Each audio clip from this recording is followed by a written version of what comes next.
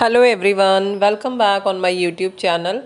आज हम लोग स्टार्ट कर रहे हैं क्लास 10th का मैथमेटिक्स का चैप्टर 4 जिसका नाम है क्वाड्रेटिक इक्वेशन। तो क्वाड्रेटिक इक्वेशन क्या होती है? अगर कोई इक्वेशन आपकी है ax² प्लस bx प्लस सी के फॉर्म में, तो उसे हम क्या बोलते हैं? क्वाड्रेटिक इक्वेशन बोलते हैं। फॉर एग्जाम्पल जैसे 2x² प्लस 2x प्लस 1, तो ये हमारा क्या है? क्वाड्रेटिक इक्वेशन है। x² प्लस 1, ये भी हमारा क्वाड्रेटिक इक्वेशन है। यानी जिस भी पॉलिनोमियल की डिग्री 2 होगी, डिग्री क्या होगी? 2 होगी, तो उसे हम क्या बोलेंगे कि ये हमारा क्वाड्रेटिक इक्वेशन है। तो चलिए स्टार्ट करते हैं एक्सरसाइज 4.1।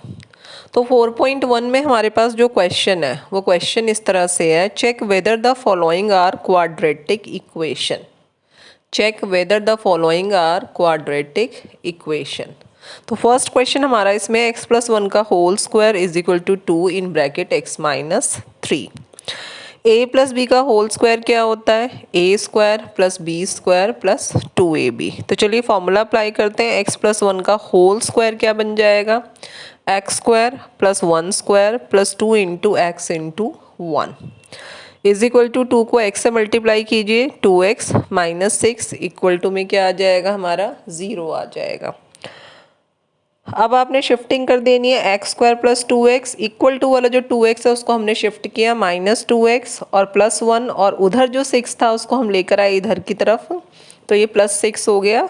हमारे पास आ गया x² plus 7। Yes, it is a quadratic equation. तो ये हमारा क्या है? क्वाड्रेटिक इक्वेशन है। नेक्स्ट क्वेश्चन इसी का, क्वेश्चन नंबर 1 का 7 पार्ट देखिए।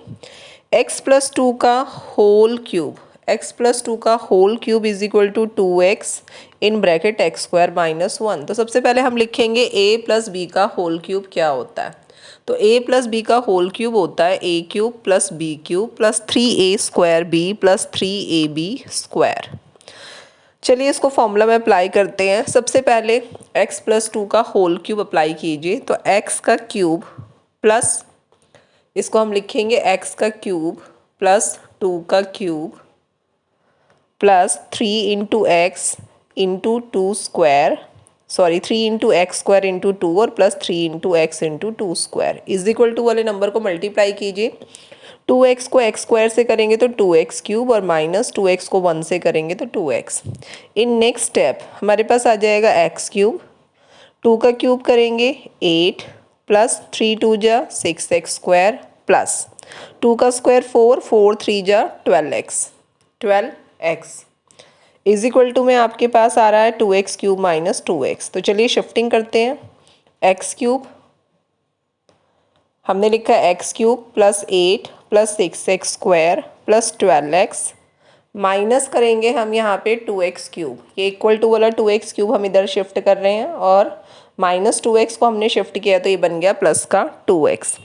सॉल्व कीजिए, माइनस 2x³ में से x³ डिडक्ट करेंगे तो हमारे पास आ जाएगा माइनस का x³। 6x² हमने एज इट इज़ लिखा, 12 प्लस का 2 हमारे पास आ गया है 14x और प्लस 8 हमारे पास एज इट इज़ आ गया इक्वल टू 0। तो आप देखिए इसकी डिग्री क्या आ रही है। इस इक्वेशन में जो डिग्री है वो हमारे पास आ रही है 3, यानी ये ax² plus bx plus c की फॉर्म में नहीं है। तो हम क्या लिखेंगे? Know the given equation is not a quadratic equation, कि जो गिवन इक्वेशन है वो क्वाड्रेटिक इक्वेशन नहीं है, क्वाड्रेटिक इक्वेशन नहीं है। चलिए देखते हैं नेक्स्ट क्वेश्चन हमारा। नेक्स्ट क्वेश्चन हमारा है क्वेश्चन नंबर 2, जिसमें आपको इक्वेशन फॉर्म करनी है। क्या फॉर्म करनी है? इक्वेशन फॉर्म करनी है। तो चलिए स्टार्ट करते हैं, क्वेश्चन नंबर 2 पे आते हैं। वीडियो थोड़ा सा भी अच्छा लग रहा है तो प्लीज़ वीडियो को लाइक कर दीजिए, और अगर चैनल पे नए हैं तो चैनल को सब्सक्राइब कर दीजिए। तो क्वेश्चन है हमारा, the area of rectangular plot is 528 metre square, the length of the plot in metre is 1 more than twice its breadth, we need to find length and breadth of the plot. But हमें question में सिर्फ equation find out करने के लिए कहा है। तो सबसे पहले let the breadth of the rectangular plot is equal to x metre. हमने ब्रेथ क्या लेट कर लिया है? x मीटर लेट कर लिया है। अब उन्होंने कहा जो लेंथ है वो ब्रेथ का ट्वाइस प्लस 1 मोर देन है, तो हम क्या लिखेंगे यहाँ पे? 2x plus 1। As per the question 2x + 1 आ जाएगा। ये हमारा लेंथ आ गया है रेक्टेंगुलर प्लॉट का। In next line area of rectangular plot is equal to length multiply by breadth, length multiply by breadth. Next step में एरिया ऑफ रेक्टेंगुलर प्लॉट हमारे पास क्या है 528 है, तो हम लिखेंगे 528 इज इक्वल टू लेंथ है 2x + 1 और ब्रेथ है x। नेक्स्ट स्टेप में 528 हमने एज इट इज लिखा, इज इक्वल टू डाला, x को 2x से मल्टीप्लाई करेंगे 2x² और x को 1 से मल्टीप्लाई करेंगे तो x आ जाएगा। इक्वेशन आ गई है 2x² + x - 528 equal to 0 is equal to 0। तो ये हमारी इक्वेशन फॉर्म हो गई है। चलिए देखते हैं इसका सेकेंड क्वेश्चन। सेकेंड क्वेश्चन में क्या है, तो सेकेंड क्वेश्चन अपनी बुक में आप देखिएगा, वैसे मैंने यहाँ पे मेंशन कर दिया है। The product of two numbers, two consecutive positive integers is 306. We need to find the integer. We need to find the integer. तो टू कॉन्जिक्यूटिव इंटीजर कहा है। कॉन्जिक्यूटिव का मतलब होता है लगातार आने वाले, लाइक जैसे 1 2 2 3 3 4, these are the consecutive numbers और इंटीजर्स भी कह सकते हैं। Let first integer is equal to x, तो अदर क्या हो जाएगा x + 1, क्योंकि उसका नेक्स्ट नंबर ही हमारा क्या हो जाएगा, नेक्स्ट वाला इंटीजर हो जाएगा। प्रोडक्ट इज इक्वल टू क्या गिवन कर रखा है 306, 306। तो प्रोडक्ट किसका, जो टू इंटीजर्स है consecutive integers, this is x in bracket x + 1 is equal to 306। चलिए मल्टीप्लाई करते हैं, x को x से करेंगे x², x को 1 से करेंगे x और 306 को इधर शिफ्ट करेंगे तो माइनस में कन्वर्ट हो, माइनस बन जाएगा 306 इक्वल टू 0। थर्ड क्वेश्चन है हमारे पास, Rohan's mother is 26 years older than him. The product of their ages 3 years from now will be 360. We would like to find Rohan's present age. तो जब भी ऐसा क्वेश्चन हो तो हमें क्या करना है, लेट करना है प्रेजेंट एज। तो हम लेट कर रहे हैं रोहन की present age is equal to x, क्योंकि क्वेश्चन में गिवन है कि रोहन की जो मदर है वो रोहन से 26 years ओल्डर है। तो रोहन की मदर की एज आ जाएगी x + 26, x + 26। अब क्वेश्चन हमें क्या कह रहा है 3 years फ्रॉम नाउ, यानी अब से 3 साल बाद। तो 3 साल बाद रोहन की एज अगर अभी x है तो 3 years के बाद कितनी हो जाएगी, x + 3 हो जाएगी, x + 3 हो जाएगी। इसी तरह मदर की एज कितनी हो जाएगी, x + 26 + 3, that means x + 29, x + 29। Product of their edges 3 years from now, यानी 3 साल बाद जो एज है उनका प्रोडक्ट कितना है 360 है। तो रोहन का जो एज है वो है x + 3 और जो मदर की एज है वो है x + 29, x + 29 is equal to में हम क्या लिखेंगे 360, 360। अब हमारे पास x + 3 एंड x + 29 का हमें प्रोडक्ट करना है। तो प्रोडक्ट हमारा ये क्या बाइनोमियल टर्म है, मल्टीप्लाई कर दीजिए पहले x को x + 29 से, देन 3 को x + 29 से, इज इक्वल टू 360 हमने कॉपी कर देना है। x² as it is 29x + 3x is 32x + 87 - 360 equal to 0। Next step में इसको सॉल्व करेंगे तो x² + 32x - 270 equal to 0।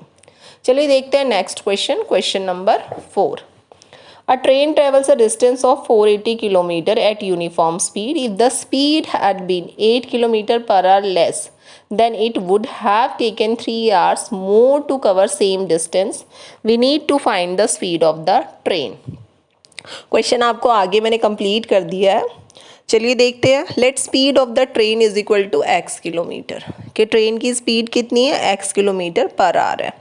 Then question में गिवन है कि अगर 8 किलोमीटर कम हो जाए स्पीड तो then the speed is equal to x - 8 km/h, x - 8 km/h।